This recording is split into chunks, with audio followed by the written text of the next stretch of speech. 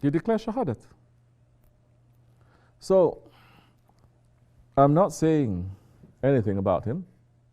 He worships a lot, yes. So what if you go to seclusion? It's okay. Doesn't matter. There are so many unbelievers who don't eat and drink more than 40 days. All those Hindu type people, all those Buddhist type people, they are stepping on their ego. And Allah gives. Allah is fair. He's not saying, no, only the Muslims are. No. Muslims, they're not keeping it. Allah takes it away from them too. Unbelievers, they are holding it. He gives. That's what was written when he stepped on his nafs. That's all. Yeah, but stepping on nafs is not just about eating and drinking. What is everything? Detaching from the whole. It's not about detachment. Your words are still very stuck there. It's not detaching. What it means to detach. We're not Buddhist or Hindu to be detached. Prophet ﷺ, did he cry? Did he cry? You don't know. He cried. Did he laugh? He laughed.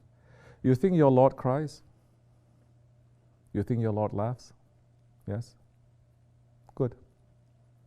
Then what are we seeking for? Detachment. What you have to be detached from, it is your ego. It is your nafs. It is yourself that is saying, there is only me. Worship me. I'm the one who's most important. You know the test whether you have that or you don't have that, whether you are keeping it in control or not, you know what is the test? What is the test? I don't know. The test is if you're following someone that says, submit to me. It's not about not eating or not drinking. No. It's when you submit to a man who has been appointed to you by Allah. That is when you start fighting against your ego. That is what broke Shaitan. The angels, they're made from nur. They could have said, they're not so stupid, you know. The archangels, they could have said also to Allah, He's made of earth and mud. We're made of light. In fact, they're made of a substance higher than fire that Azazil is saying. But they didn't. You know what it means to prostrate to Adam alayhi salam? It means to submit. To say now he is Khalifatullah. Insan Kamil, the pure one, the one who's representing his Lord, that's the time where authority is given to him. So the test whether you're fighting against your ego, it is not whether you seclude yourself or you pray with your foot up in the air or you do this or you do that. It's when you have a shaykh and the shaykh breaks you. You know how the shaykh breaks you? To break your ego, like they say in our way, the shaykh is going to put you, is going to cut you into a mince meat, going to put you through the meat grinder. He's going to grind you. He's going to make you to become kofta. He's going to feed it to people.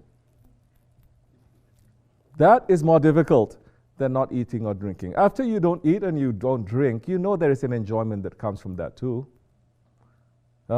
You complain first week of fasting, after that you're on a high. Biologists, anyway, clever, test tube, smart tube baby people, they are saying, physically what happens? The body starts what? What? What? Healing itself. You know nothing. Starts eating itself. Starts consuming itself. Autophagy, isn't it? That is what happens when you are fasting. What happens? All your dead cells, that your cells die before you die, bruh, you're dying now. Your cells keep changing. It keeps dying and being born again. And all those dead cells that is everywhere, that if you don't fast, it turns to become cancer. When you fast, it starts eating all those dead cells. It starts eating itself. And then it burns with such a pure energy that yes, physically you will be on a high. Forget about spiritually, mentally, and everything. So that's fasting. That's fasting from food and drink. Imagine if you're fasting from hearing the wrong things, what it does to your hearing. Imagine if you're fasting from your eyes, what kind of energy is going to come? What things are you going to see? Fasting from all other things. Imagine if you're now fasting from your ego.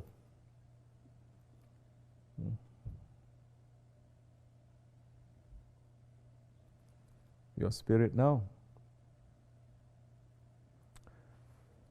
will have more energy to return to its source, to Allah. And that's the time it's going to be what? It's going to be iftar. Real iftar. You understand? So, there is a sign now. Person, yes, they're good. They can be holy. Yes, they can even be some friends of Allah. Yes, they can. There are so many different levels anyway. But everything is structured and ordered. And everything is structured and ordered so delicately. The air that we breathe is structured and ordered so delicately. If you upset it a little bit, it'll destroy you. So with wilayat also is structured very carefully like that. But our shaykhs in this tariqat of Hazrat Abu Bakr Siddiq, our peer, this is the tariqat of all the Sahabis. Because this is the tariqat of the Holy Prophet ﷺ. And you want to get higher education, the end of their way is the beginning of ours. And it's going to be everything that you never imagined. Yeah. But it's difficult. The most difficult thing to do is to submit to another person. Do you understand?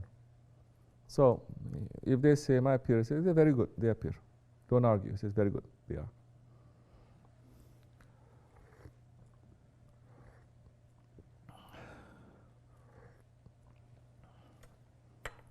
We're not here to become holy. We're not here to become peer. We're not here to have detachment or this or that. We're here to learn submission. We're here to become servant.